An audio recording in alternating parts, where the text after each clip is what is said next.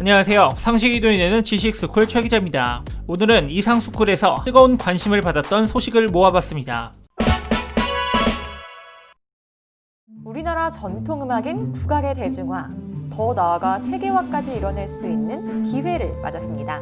우리나라를 대표하는 아이돌 그룹 방탄소년단을 필두로 한 K-팝과 함께 음악뿐 아니라 한국 음식, 한국 화장품, 한국 드라마 등 해외 팬들이 다양한 한국 문화에 관심을 가지면서 한류 열풍이 날로 거세지고 있는데요. 방탄소년단 멤버 슈가의 대취타에 이어 국악 팝밴드 이날치와 현대무용팀 앰비규어스 댄스 컴퍼니의 한국관광공사의 홍보 영상 한국의 리듬을 느끼세요가 엄청난 조회수를 기록하며 지구촌의 국악 열풍을 일으키고 있다고 합니다. 이들은 음악뿐 아니라 독창적이고 개성 있는 한국의 멋을 뽐낸 영상으로 전 세계를 놀라게 했는데요. 그럼 여러분, 저희도 함께 한국의 리듬을 느껴볼까요? 영상 시작 전 좋아요와 구독 부탁드립니다. 명금이라 대취타 하랍신다. 조선시대 임금의 행차를 알리는 묵직한 징소리와 현악이 어우러져 울려 퍼지자 왕자에 앉은 임금의 모습이 드러납니다. 뮤직비디오 속 광기 어린 임금의 칼춤, 조선 궁궐과 저작거리를 배경으로 웅장한 행진음악에 랩과 비트를 얹어 새롭게 탄생한 슈가의 대취타는 기존과 다른 분위기를 풍기며 전 세계 아미들을 흥분하게 만들었죠. 전 세계 팬들에게 조선시대 궁중 전통음악과 폭군으로 알려진 비운의 조선임금, 광해군을 검색하게 만든 대취타는 K-팝을 넘어 한국의 국악과 역사를 알리는 문화 전도사 역할을 톡톡히 해내고 있는데요. 이러한 폭발적인 관심과 인기에 힘입어 문화체육관광부까지 슈가의 대취타를 통해 우리나라의 전통음악인 대취타를 전 세계에 알리는 데 나섰습니다. 문광부는 지난 17일 공식 트위터를 통해 BTS 슈가의 대취타 덕분에 우리의 전통음악 대취타에도 전 세계 관심 집중. 대취타에 대해 알아볼까요? 영어 자막도 준비 완료라는 제목과 함께 영상 링크 하나를 게재했습니다. 해당 트윗은 공개된 지 4시간 만에 리트윗 3,500건과 좋아요 7,200건을 기록하며 화제가 됐는데요. 문체부가 내건 영상 링크는 4년 전 국립국악원이 유튜브에 게재한 대취타 연주 영상입니다. 국립국악원은 슈가의 대취타를 소개하며 청소년이 꼭 알아야 할 우리 음악가 춤 15선, 대취타 해설편이라는 제목을 더해 조선시대 전통음악인 대취타를 선보였습니다. 4년 전 조회수 수백 회에 불과했던 해당 영상은 역주행 끝에 최근 조회수 17만 뷰를 돌파했습니다. 전통음악을 생소하게 여겼던 국내 대중에게는 물론 해외에서 쏟아지는 해설 요청에 영어 자막까지 더해져 해외 팬들에게도 지속적으로 주목을 받고 있죠. 조선시대 전통 행진음악인 대취타는 선정관청과 영문에 소속된 취타수에 의해 연주되던 행진곡폰 군내악의 일종으로 중요 무형문화재 제46호로 등록돼 있습니다. 부는 악기인 취악기와 때리는 악기인 타악기로 연주하는 음악이라는 뜻에서 대취타라는 공명이 붙여졌는데요. 임금이 성문 밖으로 행차할 때 혹은 군대의 행진, 개선 또는 선율악, 항장무, 검기무와 같은 궁중무용의 반주음악으로 사용되었다고 합니다. 슈가는 이 대취타를 타이틀곡 대취타의 도입부에 샘플링해 화려한 랩핑을 입혀서 새로운 음악을 만들어냈습니다. 가사에서도 조선시대 비운의 폭군으로 알려진 임금, 광해의 자신의 모습을 빗대어 내적 감정과 생각의 과정, 변화들을 다소 거친 가사로 표현해냈죠. 전통음악과 랩의 만남, 조선시대 왕과 글로벌 아이돌의 만남, 과거와 현재를 콜라보한 작품이 탄생한 겁니다. 대취타는 별도 음원 없이 유튜브 영상으로만 공개되었는데요. 슈가는 빌보드 양대 메인 차트인 핫100과 빌보드 200에 동시 진입한 한국 최초의 솔로 가수가 되었습니다. 대취타 뮤직비디오 역시 공개된 지 4주 만에 유튜브 조회수 8,800만 회를 돌파하며 1억 뷰를 코앞에 두고 있었죠. 전 세계 아미들의 반응 또한 폭발적이었습니다. 뮤직비디오에는 각국 언어로 약 100만 개의 댓글이 달렸고 유튜브에는 대취타 뮤직비디오를 감상한 해외 팬들의 리액션 영상이 넘쳐납니다. 각국의 해외 팬들이 태평소와 북소리에 맞춰 몸을 흔들고 반복되는 울려라 대취타 부분을 서툰 한국어로 따라 부르는 모습도 인상적입니다. 영상 댓글, 커뮤니티에서는 한국어 댓글보다 그의 곡을 통해 한국의 음악과 역사를 새롭게 알게 됐다는 해외 팬들의 반응이 대부분입니다. 대취타가 뭐지? 광해가 뭐지? 드디어 찾았다. 오리지널 사운드가 이런 거구나. 한국 문화는 정말 흥미롭다. BTS 덕에 한국 문화를 더 많이 알고 싶어졌다 등 이러한 댓글을 통해 한국의 역사와 문화에 대한 관심이 높아졌다는 것을 확인할 수 있죠. 국립국악원 측 역시 방탄소년단 슈가애고 대치타 발매의 영향으로 유튜브 댓글 등 다양한 경로로 대치타의 역사나 내용을 묻거나 음원을 어디서 받을 수 있는지 등 문의가 많아졌다고 합니다. 사실 방탄소년단 이전에도 K-팝과 국악의 만남은 간혹 있었는데요. 1993년 서태지와 아이들은 하여가 속의 태평소 능계가락을 샘플링했고 싸이는 독일 월드컵 및 런던 올림픽 응원가를 국악과 콜라보해 만들었습니다. GD도 닐리리아, 맙소사 등의 국악 추임새를 더했죠. 이들이 국악을 하나의 모티브로 사용하는 데 그쳤다면 대치타는 노래의 제목부터 곡 전체의 메인 테마까지 국악을 내세웠다는 점, 또 그를 통해 대중적 성공까지 거머쥐었다는 점에서 그 의미가 남다른 것 같습니다. 세월의 변화로 사라져가는 전통음악이 다시금 회자되고 현대사회에서도 새로운 형태로 살아남을 수 있다는 가능성을 제시해줬기 때문이죠.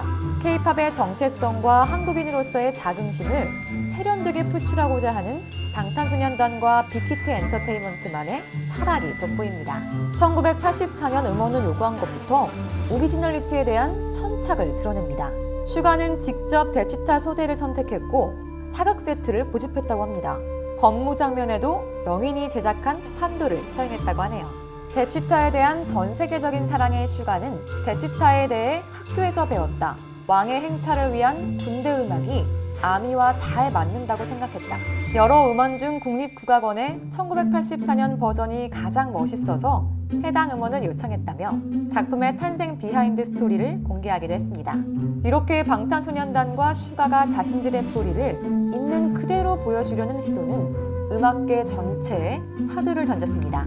정덕현 대중문화평론가는 해외에서는 재즈나 타악 분야에서 국악이 독보적인 것으로 인정받고 있기에 경쟁력 있는 시도다. 오히려 전통의 틀 안에 갇혀있던 한국인들이 국악의 소통력에 대해 깨달은 것 같다고 평가했습니다. 방탄소년단이 국민 아이돌을 뛰어넘어 글로벌 뮤지션이 된 데는 역시 다 이유가 있었습니다. 그리고 방탄소년뿐만 아니라 우리의 국악을 전 세계에 널리 홍보하는 사람들이 더 있습니다. 여러분 혹시 이 범상치 않은 의상들 보신 적 있으신가요? 바로 많은 분들이 알고 계시는 범 내려온다에서 나온 의상입니다. 범 내려온다 주인공인 국악 기반의 팝밴드 이날치와 현대무용팀 앰비규어스 댄스 컴퍼니와 협업한 한국관광공사의 홍보 영상 한국의 리듬을 느끼세요는 해외에서도 그 혁신성을 인정받아서 그야말로 전 세계적으로 핫한 상황입니다. 게다가 한국관광공사는 이 영상으로 지난달 25일부터 27일 스페인 세비야에서 열린 관광혁신서밋에서 디지털 캠페인 부문 2020 관광혁신 어워즈를 수상해 전 세계적인 인기를 실감케 했죠. 한국은 본선에서 바르셀로나 호텔그룹의 다국어 커뮤니케이션 플랫폼 및 콜롬비아 보고타 컨벤션 뷰로의 마이스 산업홍보용 디지털 캠페인을 제치고 파격적인 접근 방식으로 이용자의 자발적인 참여를 이끌어낸 바이널 마케팅 최우수 사례로 선정됐습니다. 지난 7월 30일 한국관광공사의 유튜브 채널 이매진 유어코리아에 처음 게재된 한국의 리듬을 느끼세요 영상은 현재 조회수 3억 건을 넘기며 여전히 국내외에서 큰 호응을 얻고 있죠. 덕분에 판소리를 기반으로 하는 신명나는 가락의 이날치와 특이한 의상과 중독성 강한 춤을 보여준 앰비규어스 댄스 컴퍼니는 일약 스타로 떠올랐는데요. 특히 국내 문화예술계에서 소외된 장르로 통하는 국악, 현대무용 예술가들이 주목을 받는 계기가 되었습니다. 한국 관광지를 배경으로 촬영한 홍보 영상은 서울, 부산, 전주를 무대로 영상 3편이 먼저 공개됐고 인기에 힘입어 안동, 강릉, 목포 등이 추가됐죠. 해당 영상에는 내가 스킵을 누르지 않은 유일한 광고 영상이다. 중독성이 매우 강하다. 내가 몇 년간 보고 들은 것 중 최고다. 존경스럽다 등의 찬사가 달려 엄청난 인기를 대변하고 있습니다. 이 영상의 인기를 국악의 대중화, 세계화와 결부시키는 이유는 범 내려온다를 비롯해 사용된 음악들이 국악의 한 장르인 판소리를 바탕으로 하고 있기 때문입니다. 이 영상을 계기로 이날치의 음악은 21세기 판소리, 조선의 힙합 등의 수식어를 얻게 되었습니다. 사실 이날치의 판소리와 어우러진 앰비규어스 댄스 컴퍼니의 댄스는 흔히 말하는 B급 감성입니다. 댄서들의 복장과 소품은 한국적인 분위기를 느낄 수 있는 것들도 있지만 댄서들의 춤은 우스꽝스러운 맛을 한층 끌어올리는 요소죠. 한국의 전통음악인 국악을 알리기 위한 노력은 이뿐만이 아닙니다. LA 한국문화원은 지난 8월 문화원 홈페이지 및 유튜브 계정을 통해 창작 국악으로 전 세계를 사로잡은 국악밴드 고레아 온라인 콘서트를 소개하기도 했고, 부산을 기반으로 활동하는 국악단체 예술 아카데미 나빌레라는 최근 국악과 첨단 과학 기술이 융합된 21세기형 IT 국악 별을 쏟아를 선보였는데요. 이처럼 수많은 사람들이 우리의 국악을 알리기 위해 꾸준히 노력하고 있는 상황입니다. 사실 한국에 대해 김치, 불고기, 치킨 등 음식과 K-팝, 여행지에 대한 정보가 대부분이었다. 슈가의 곡 덕분에 아름다운 한국의 전통음악과 궁궐에 대해서도 알게 되는 좋은 기회였다. 우리나라 예술인들은 크로스오버를 통해 국악의 다양한 매력을 알리기도 하고 전통을 더욱 깊이 있게 발전시키기도 하며 각자가 자신의 영역에서 꾸준히 시장의 문을 두드리고 있습니다. 자랑스러운 한국 문화, 우리가 먼저 알고 지켜내야겠죠? 지금까지 전 세계에 울려 퍼지고 있는 국악의 매력에 대해 알아봤는데요. 우리의 놀라운 전통문화와 대중문화가 더욱 발전하고 쭉 계승될 수 있도록 우리 이상스쿨에서 응원하겠습니다. 여러분, 우리 대한민국이 반도체 강국이라는 것은 잘 알고 계시죠? 그런데 최근 우리나라 기업이 또 전 세계를 놀라게 했다고 합니다. SK하이닉스는 12월 7일 176단 512기가비트 트리플 레벨 셀 4D 랜드 플래시를 개발했다고 발표했는데요. 이로써 SK하이닉스는 미국 마이크론에 이어 전 세계 두 번째로 176단 랜드 플래시 개발에 성공했죠. 여기서 많은 분들이 176단 랜드 플래시가 뭐길래 이 난리지? 하실 텐데요. 일단 랜드 플래시란 전원이 꺼져도 데이터를 저장하는 반도체로 스마트폰과 SSD 등 각종 IT 기기들의 주 저장 장치로 쓰입니다. 그리고 176단은 데이터 저장 공간인 셀을 176층으로 쌓았다는 의미인데요. 셀을 높게 쌓을수록 같은 면적의 고용량을 구현할 수 있기 때문에 매우 수준 높은 기술력이 필요합니다. 그런데 SK하이닉스는 단순히 셀을 위로만 쌓는 3D 구조에서 셀 밑부분에 작동을 관장하는 회로를 배치하는 4D 구조로 제품을 차별화했다고 하는데 이게 어떤 의미가 있어 전 세계를 놀라게 했는지 저장어와 함께 알아볼까요? 영상 시작 전 좋아요와 구독 부탁드립니다.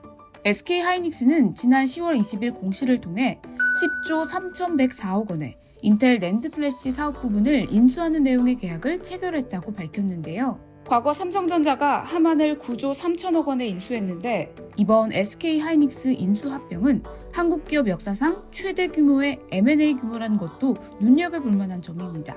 SK는 이미 2012년 하이닉스를 인수하고 클라우드 서버 구축 붐을 타면서 D램에서 엄청난 수익을 얻은 바 있죠. 또 2018년에는 전 도시바, 키옥시아에 4조 원의 지분 참여를 하는 등 SK는 메모리 반도체 분야에 지속적으로 투자해왔습니다. 이번에 SK하이닉스가 인수한 대상은 인텔의 차세대 메모리인 옥테인 사업부를 제외한 전체 낸드 플래시 메모리 사업 부분이었습니다. 여기에는 인텔의 SSD 사업 부분을 비롯해 낸드 플래시 단품, 웨이퍼 비즈니스, 중국 다른 생산 시설 등이 포함되죠. 이로 인해 인텔은 IM 플래시 합작사였던 마이크론과의 결별 이후 독자적으로 운영해온 낸드 사업에서 발을 빼게 되었습니다. 사실 그동안 인텔은 중국 다렌의 3D 낸드 플래시 생산 공장을 운영 중이었는데요.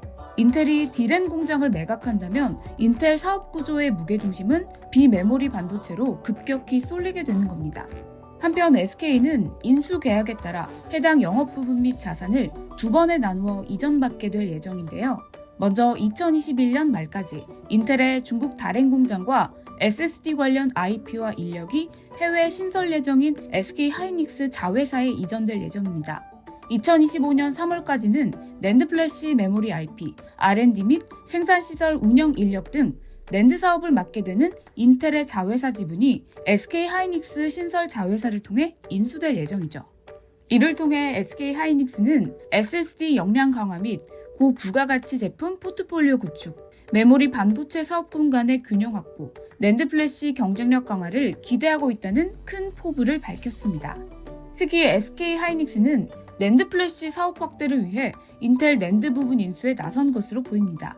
시장 조사업체 옴디아에 따르면 지난해 기준 낸드 플래시 세계 시장 점유율은 삼성전자가 35.9%로 독보적 1위를 차지했고, 이어 키옥시아, 웨스턴 디지털, 마이크론, SK 하이닉스, 인텔 순을 기록했습니다. 하이닉스는 D램에서는 삼성전자에 이어 공고한 세계 2위인데, 낸드 부분에서는 전 도시바 메모리 키옥시아, 샌디스크를 인수한 웨스턴 디지털에 이은 4위에 머무르고 있었죠. 그마저도 인텔, 마이크론과의 점유율이 소수점 한 자리 차이로 도토리 키재기 수준이었습니다. 그런데 이제 SK 하이닉스는 인텔 낸드 플래시 사업을 인수함으로써 업계 2위 수준으로 뛰어오르게 된 것입니다. 기존 삼성전자 1강 플러스 나머지 업체였던 기존 체제에서 삼성전자 1강, 하이닉스 1중, 나머지 3약으로 낸드 시장이 크게 재편된 거죠. 이로써 대한민국의 낸드 점유율은 54%, 전체 시장의 절반을 넘기며 다시 한번 반도체 강국의 입지를 더욱 탄탄하게 만들었습니다. 점점 전 세계적으로 낸드 플래시 시장이 확대가 기대되는 가운데 기존 체제 2위인 일본의 키옥시아는 SK 하이닉스의 거센 추격에 조급함을 드러내며 연이은 증설 계획을 발표하고 있는데요.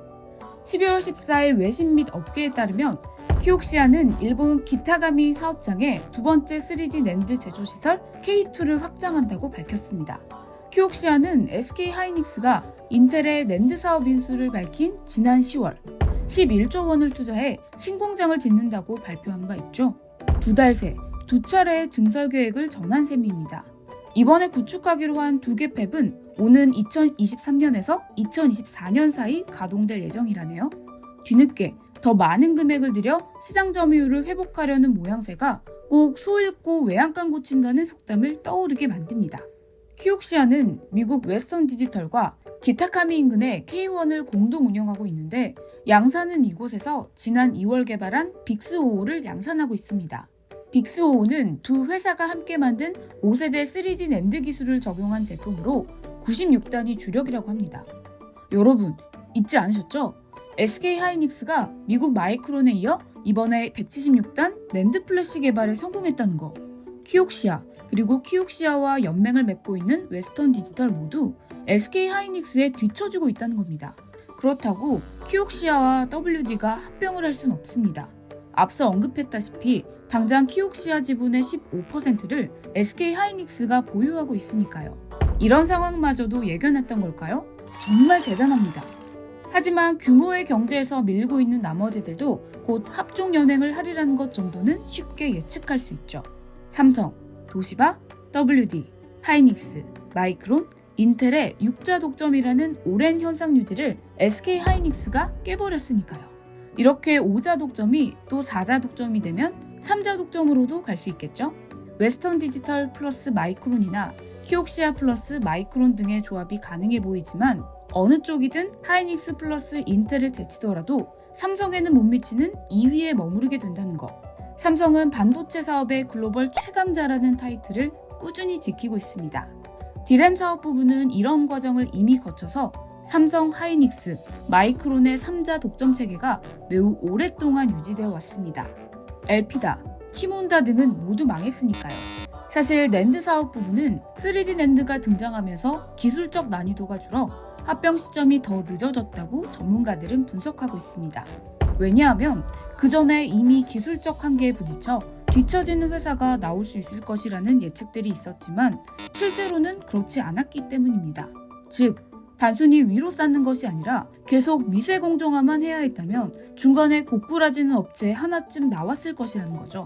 하지만 3D 낸드 덕분에 기술적 난이도가 줄었다 하더라도 이제는 이미 쌓는 것도 점점 한계가 오는 시점입니다. 200단을 넘어가면서부터는 양산이 2년쯤 뒤처지거나 아예 불가능한 회사가 하나쯤 나올 수도 있는 거죠.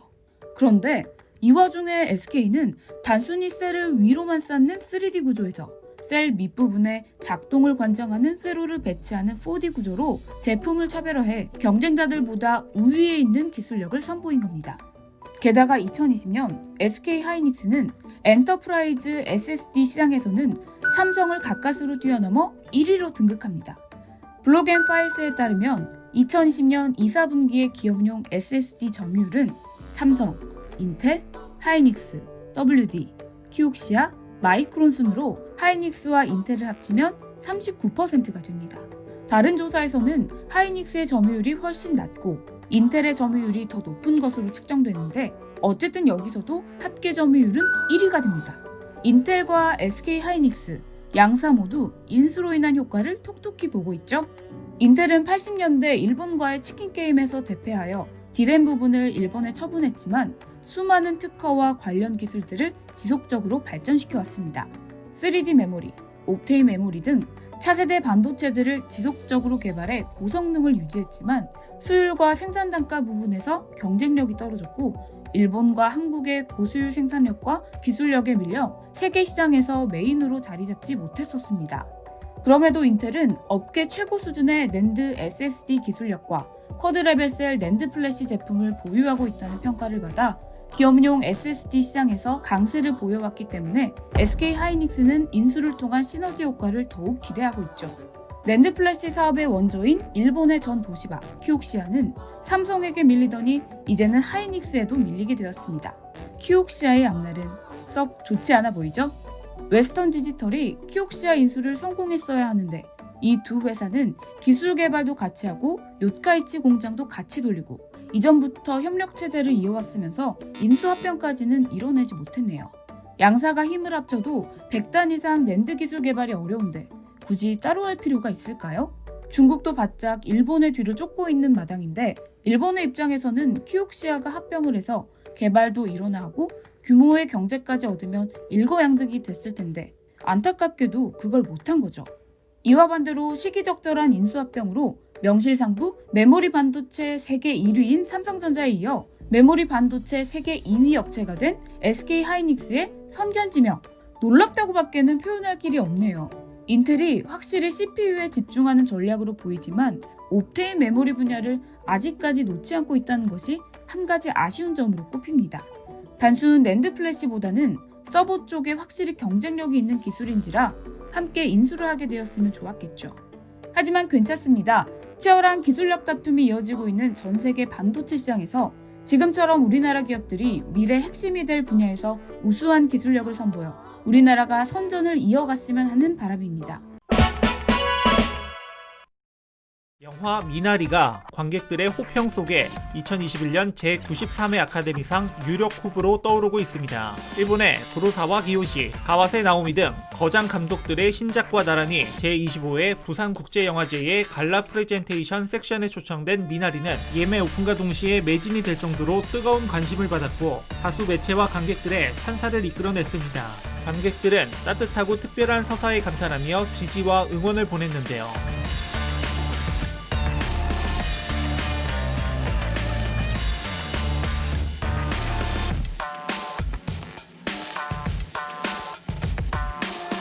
미국 연예 전문업체 버라이어티는 2021 오스카 예측 유력 후보를 다룬 칼럼에서 6개 부분에 미나리를 선정했습니다. 호평과 함께 각종 수상을 휩쓸고 있는 미나리. 과연 어떤 부분에서 작품성을 인정받았을까요? 지금부터 알아보시죠. 영상 시작 전 좋아요와 구독 부탁드립니다. 미나리가 영화 기생충에 이어 한국적인 소재를 잘 녹여낸 영화로 세계 영화계의 주목을 받고 있습니다. 만약 미나리가 후보에 오르는 것에 그치지 않고 수상까지 한다면 2년 연속으로 한국 영화가 작품상을 받는 엄청난 영예를 거머쥘 수 있게 됩니다. 유타대학교 대학원에서 영화학을 전공한 한국계 미국인 정희삭 감독이 자신의 경험을 담아 연출한 이 영화는 1980년대 아메리칸 드림을 쫓아 미 아칸소주 농장으로 이주한 한인 가정의 이야기를 담은 영화입니다. 미나리에는 스티븐 연, 한예리, 윤여정 등 유명 한국계, 한국인 배우들이 출연해 훌륭한 연기를 보여줬는데요. 워킹데드 시리즈로 이름을 알려 두터운 해외 팬층을 보유하고 있는 스티븐 연은 캐나다로 이주해 조용한 서부 시골에 살았던 기억을 떠올리며 많은 공감을 느꼈고 덕분에 캐릭터를 쉽게 투영할 수 있었다고 합니다. 윤여정과 한예리는 이번 작품이 첫 할리우드 영화인데요. 두 사람은 정희삭 감독을 향한 신뢰로 고민 없이 작품에 합류하게 됐죠. 한국어에 능숙하지 않은 정 감독과의 작업이 쉽지만은 않았습니다. 정 감독은 일단 머릿속에 영어를 먼저 떠올린 후 한국어로 대본을 쓰고 이후 배우들의 도움을 받아 완성시켰다고 합니다. 정 감독은 윌라 캐더 작가의 소설 마이 안토니아란 책을 읽고 감명을 받아 이번 영화를 만들기로 결심했다는데요. 그는 자신의 1980년대 기억을 가지고 체크리스트를 만들어 그 기억의 순서를 되짚어보면서 가족들의 이야기를 나열해봤다고 합니다. 제목을 미나리라고 한 이유에 대해서는 실제 제 가족이 미국에 갔을 때 할머니가 미나리 씨앗을 가져가서 심었다. 미나리의 경우 우리 가족만을 위해 심고 길렀는데 아이러니하게도 우리가 심고 기른 것 중 잘 자란 식물이다. 일상을 영화로 담아내는 과정에서 미나리 자체가 감정과 정서를 대변한다고 생각한다 라고 설명했습니다. 정 감독은 기생충이 미국 관객들에게 엄청난 사랑을 받은 것을 보며 그들이 포용하는 폭이 더 넓어지고 있다고 생각했고 한국적인 컨텐츠가 전세계 관객에게 공감을 줄 수 있다는 확신을 가졌다고 합니다. 정의삭 감독은 2007년 데뷔작인 문유랑 가보로 칸 국제영화제에 진출해 AFI 영화제에서 대상을 수상한 이력이 있습니다. 그는 영화의 배경이 된 아칸소 출신으로 예일대에서 생태학을 전공한 뒤 영화인의 꿈을 키웠다고 합니다. 미나리는 정 감독의 네 번째 장편 영화입니다. 정 감독은 최근 신카이 마코토 감독의 일본 애니메이션 영화 너의 이름은의 할리우드 실사 리메이크 영화의 각본과 감독을 맡게 되어 주목을 받았는데요. 원래는 영화 500일의 썸머, 어메이징 스파이더맨 등을 연출했던 마크 웹이 감독으로 내정되었다가 정의삭 감독으로 교체됐죠. 정의삭 감독이 해당 작품을 어떤 스타일로 선보일지 팬들의 이목이 집중되고 있습니다. 미나리는 배우 브래드 피트가 설립한 영화사 플랜 B가 제작을 담당했습니다. 플랜 B는 물라이트, 노예 12년 등 아카데미 작품상 수상작의 제작에 참여한 바 있죠. 한국 배우들과 한국 감독이 연출을 맡은 미나리는 물라이트, 레이디버드, 더 랍스터, 플로리다 프로젝트 등 다수 작품의 오스카 레이스를 성공적으로 이끈 A24를 통해 배급될 예정입니다. 세계적인 영화 비평 사이트인 로튼 토마토에서도 신선도 지수 100%를 달성한 미나리는 메타크리틱, IMDb 등 해외 사이트에서도 높은 점수를 기록했는데요. 미나리는 올해 초 걸출한 작품들을 배출해온 썬댄스 영화제에서 공개돼 극찬을 받았습니다. 썬댄스 영화제는 1985년 배우 겸 감독 로버트 레드퍼드가 설립한 독립영화제로 미국 유타주 파크시티에서 열립니다. 미나리는 썬댄스 영화제의 최고상인 심사위원상, 관객상과 덴버 영화제 관객상, 최우수 연기상, 미들버그 영화제 관객상, 배우 조합상, 하트랜드 영화제 관객상, 지미 스튜어트 공로상을 수상했습니다. 플로리다 비평가 협회에서는 각본상, 작품상을 수상하면서 외국어 영화상에서도 러너업 2위의 이름을 올렸죠. 배우 윤여정은 미국 4대 비평가 협회상 중 하나인 LA 비평가 협회에서 여우 조연상을 수상한 데 이어 플로리다 비평가 협회와 인디애나 기자협회 여우 조연상 부분 2위를 차지했습니다. 뿐만 아니라 드빌 영화제 특별상, 보섬 어워드 최우수 여자 연기상, 바야돌리드 영화제 작품상에 후보에 올라 있으며 미국 내시빌 평론가를 중심으로 수상작을 선정하는 뮤직시티 비평가 협회에서도 여우 조연상, 각본상, 음악상에 노미네이트가 된 상태입니다. 이처럼 일찌감치 오스카 레이스에 청신호를 켠 미나리가 2021 아카데미 시상식에서 한국 배우 최초로 연기상 후보에 오를지, 그리고 기생충 신드롬을 이어받아 아카데미 작품상에 노미네이트가 될지 전 세계가 주목하고 있는데요. 올해 열리는 제93회 아카데미상의 후보 발표는 2021년 3월 15일이며 시상식은 4월 25일에 개최될 예정입니다. 화제의 영화 미나리는 국내에서는 올해 상반기에 개봉된다고 하네요. 이렇게 좋은 소식만 전해드리고 싶지만 그렇지 못한 소식도 있습니다. 평단의 호평을 받으며 영화제를 휩쓸고 있는 영화 미나리가 골든글러브 시상식에서 작품상이 아닌 외국어 영화상 후보에 들 것이라는 소식에 비판이 쏟아지고 있는데요. 골든글러브를 주최하는 할리우드 외신 기자협회는 미나리가 골든글러브 외국어 영화로 분류될 것이라고 발표했습니다. 재미교포 감독이 미국 영화사를 통해 제작한 영화가 어째서 외국어 영화로 분류된 걸까요? 이는 대화의 최소 51%가량이 영어 이외 언어인 한국어로 이뤄졌기 때문인데요. 아카데미 미리 보기로 불리는 골든글러브는 영어가 아닌 외국어를 50% 이상 사용할 경우 외국어 영화로 분류한다는 지침을 갖고 있습니다. 봉준호 감독 작품 기생충 역시 골든글러브 외국어 영화상에 올랐으며 중국계 미국인 감독 룰루왕의 페어웰 역시 중국어가 많이 사용됐다는 이유로 외국어 영화상 후보에 들었죠. 룰루왕 감독은 트위터를 통해 나는 올해 미나리보다 더 미국적인 영화를 본 적이 없다. 우리는 영어를 사용해야 미국인이라 정의하는 구식 규칙들을 바꿔야 한다고 지적했습니다. 프로듀서이자 미국 매체 베니 패티어 편집자 프랭클린 레오나드는 쿠엔틴 타란티노 감독의 바스터즈를 예로 들며 대사가 영어가 아니지만 외국어 영화로 분류되지 않았음을 강조했습니다. 작가이자 감독, 프로듀서인 필 로드도 HFPA가 규칙을 바꿔야 한다며 어리석은 결정이다. 영화 제작자들이 골든글러브로 보이콧을 할 것이라며 비판했습니다. 영화 기생충으로 오스카 사관왕을 차지한 봉준호 감독은 오스카 레이스의 선영화 미나리에 대한 지원을 아끼지 않고 있는데요. 봉 감독은 지난해 개최된 제77회 골든글러브 시상식에서 한국 영화 101년 사상 최초로 외국어 영화상을 수상하며 아카데미에서 자막이 필요한 비영어권 영화가 수상작에서 외면받는 현실을 1인치의 장벽이라고 표현한 바 있죠. 하지만 이번 골든글러브 사태로 미루어 볼 때 그가 말했던 1인치의 장벽은 아직 허물어지지 않은 것 같습니다. 한국인 감독의 명배우들의 출연, 명작을 가려내는 감각이 뛰어난 제작자 브래드 피트, 관객을 실망시키지 않는 배급사 A24까지 영화 미나리 기대하지 않을 수가 없네요. 3월에 있을 아카데미 수상 소식과 함께 국내 개봉을 기다려야겠습니다. 이와 관련된 여러분들의 다양한 의견 댓글로 남겨주시면 감사하겠습니다. 혹시 주식 하시나요? 우리의 주식이 밥 먹듯 올라 지금 다운하면 현금처럼 쓸 수 있는 10만원을 드립니다. 투자 성향에 맞춰 추천되는 마스터 종목, 종목이 급등하지 않을 땐 100% 환불, 무료로 내일의 급등 종목 한 개만 열람해보세요. 밥 먹듯이 오르는 주식 일식 어플 올라 지금 다운받으세요. 주식을 모르면 이상스쿨. 주식 모르니 이상스쿨.